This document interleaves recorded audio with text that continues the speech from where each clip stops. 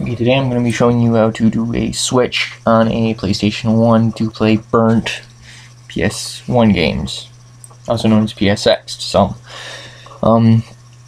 This is Spyro 2 Ripto's Rage. I own Spyro 2 Ripto's Rage as a legitimate PlayStation game, but this is a backup file because my other disc is all screwed up. I was going to say something bad there, but I'm using Duke Nukem Time to Kill as a legitimate PlayStation disc. Now, this is to show you that the PlayStation burnt and the PlayStation legitimate do not have to match. Basically, what I'm trying to say is that doesn't have to be Spyro 2, and this doesn't have to be Spyro 2.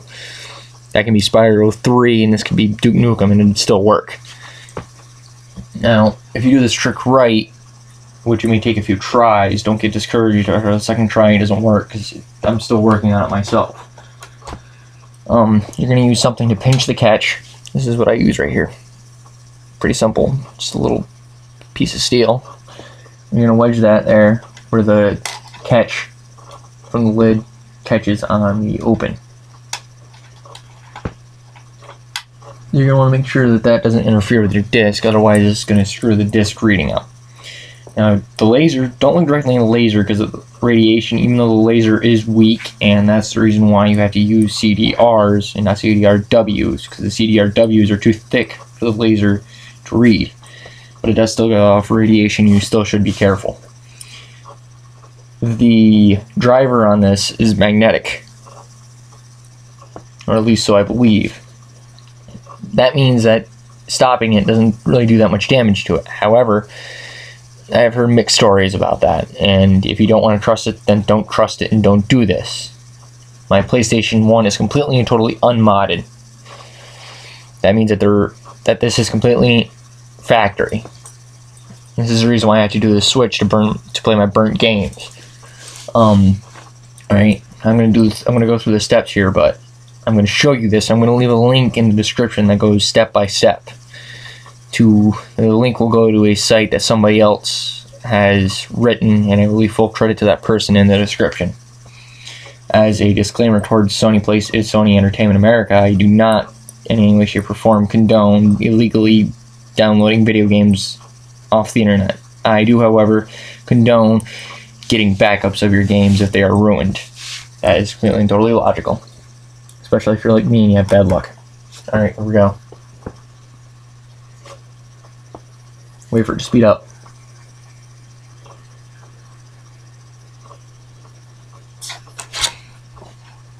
Switch discs. First,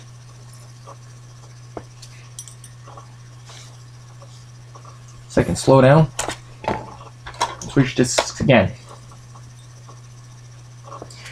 Now, this is to show you that my game is working. There's my TV. Alright.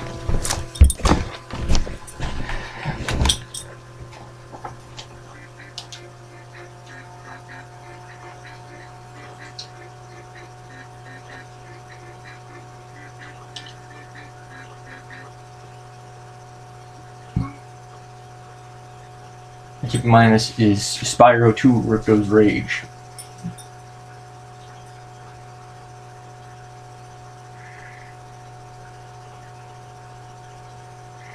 I'll go all the way to gameplay to show you that it does work, and this is not a trick. Because I'm not lying through my ass.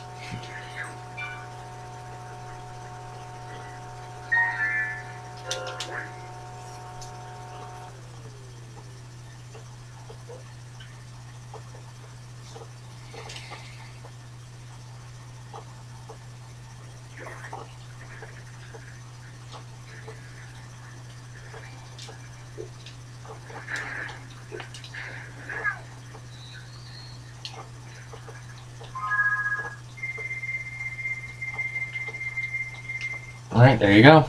There it is. Now, you're going to want to avoid trying to... Basically, you're going to want to avoid bin and queue because they're very difficult to find a burner for them that will burn them correct. A lot of times, if you burn them, the disk won't work. What you can do is you can use, I use PSx, but you can use EPSXE too to check to make sure that the disk can run.